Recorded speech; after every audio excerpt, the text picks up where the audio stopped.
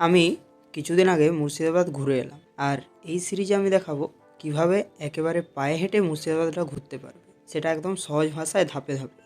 এই সিরিজটা পুরো দেখলে তোমরা বুঝে যাবে যে কিভাবে ট্যুর গাইড ছাড়াই ঘুরবে, কোন কোন জায়গা সবচেয়ে বেশি গুরুত্বপূর্ণ, কোথায় থাকবে, কত কী খরচ হবে, কিভাবে প্ল্যান করলে কম সময়ে সবচেয়ে বেশি জায়গা ঘুরতে পারবে।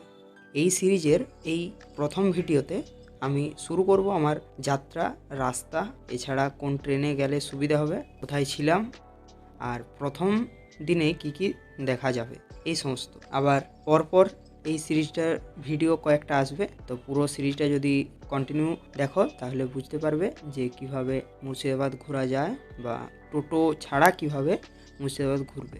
তাহলে আর বেশি কথা না বলে চলো ভিডিওটা শুরু করি।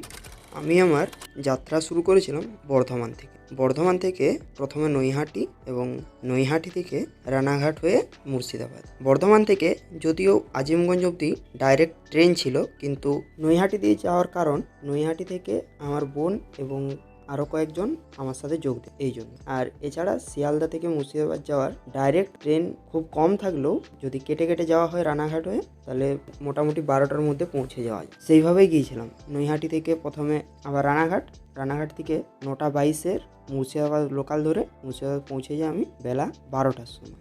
বর্ধমান থেকে মুর্শিদাবাদ অবধি আমার ডাইরেক্ট ভাড়া পড়েছিল 55 টাকা। মুর্শিদাবাদ জাংশনে নেমে কিছু খাওয়া দাওয়া করে আমরা টোটো করে প্রথম গন্তব্যে পৌঁছে যাই জাহানকোষা কামান।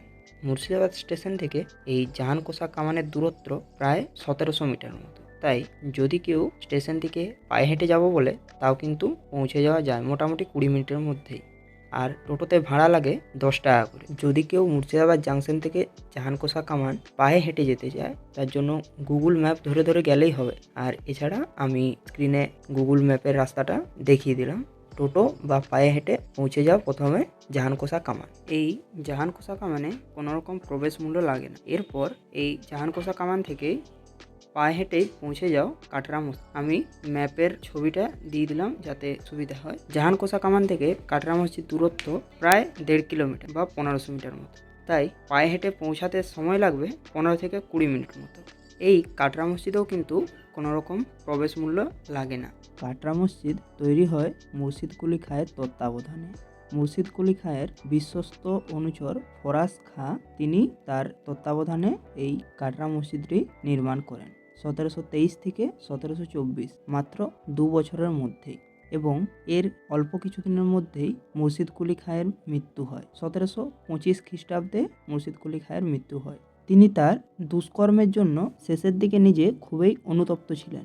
এই জন্য তার মৃত্যুর পর তার ইচ্ছা অনুসারে তাকে সিঁড়ির তলায় সমাধিস্থ করেছিলেন, যাতে মসজিদে প্রবেশকারী পুণ্যার্থীদের পদধূলি দ্বারা সেই পাপের প্রায়শ্চিত্ত কিছুটা হলেও হয়। এই মসজিদের দুই প্রান্তে 70 ফুট উচ্চতা বিশিষ্ট গম্বুজ দুটি রয়েছে। এই গম্বুজগুলি অষ্টভুজ আকৃতির এবং উপরের দিকটা ক্রমশ সরু হয়ে গেছে।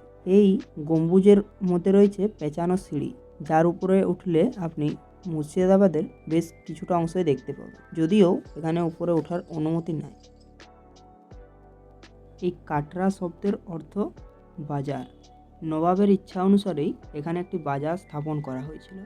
এই বাজারের জন্যই এই মসজিদের নাম হয় কাটরা মসজিদ। এখন কাটরা মসজিদ দেখা হয়ে গেলে কাটরা মসজিদ থেকে প্রায় 1 কিলোমিটার দূরেই রয়েছে ফৌতি মসজিদ। আমি স্ক্রিনে দিয়ে দিলাম গুগল ম্যাপের রাস্তাটা। 1 কিলোমিটার হেঁটে পৌঁছে চলে আসো ফৌতি মসজিদ। এই ফৌতি মসজিদেও কোনো রকম প্রবেশ মূল্য লাগে না। ফৌত কথার অর্থ হলো মৃত্যু। বাংলার প্রথম নবাব আলীবর্দী খাঁয়ের নাতি এবং তৃতীয় নবাব সুজাউদ্দিন খাঁয়ের পুত্র সরফরাজ খান তার নিজের জন্য এই মসজিদ তৈরি করার কাজ শুরু করেন, কিন্তু যুদ্ধের কারণে তিনি নিহত হন বা ফৌত হন। এই কারণে তার সাদের মসজিদটির কাজ অসম্পূর্ণই থেকে যায় এবং এই মসজিদটির নাম হয় ফৌতি মসজিদ। এই মসজিদটি প্রায় 135 ফুট লম্বা এবং 40 ফুট মতো চওড়া। চারদিকে 4টা গম্বুজ রয়েছে এবং এই মসজিদটাও ভিতর থেকে দেখলে কাটরা মসজিদের সাথে অনেকটা মিল পাওয়া যায়। সিঁড়ি মাথায় উঠেছিলাম, কিন্তু ওঠা নিষেধ আছে, যাই হোক টুক করে উঠে গেছিলাম।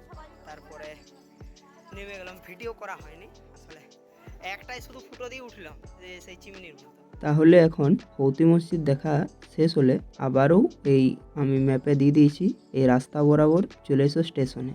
এরপর স্টেশন থেকে বেরিয়ে টোটো বা ঘোড়ার গাড়িতে চেপে 10 টাকা ভাড়া দিয়ে চলে যাও হাজারদুয়ারি। হাজারদুয়ারির কাছাকাছি প্রচুর পরিমাণে হোটেল, লজ বা থাকার ব্যবস্থা রয়েছে। সেখানে তোমরা তোমাদের জিনিসপত্র রেখে ফ্রেশ হও। আজকের ভিডিও এতটাই। দেখা হবে পরবর্তী এই সিরিজের দ্বিতীয় পার্টের ভিডিওতে। ততক্ষণ পর্যন্ত সকলে সুস্থ থাকবে, ভালো থাকবে। I will catch you in the next video. Tata.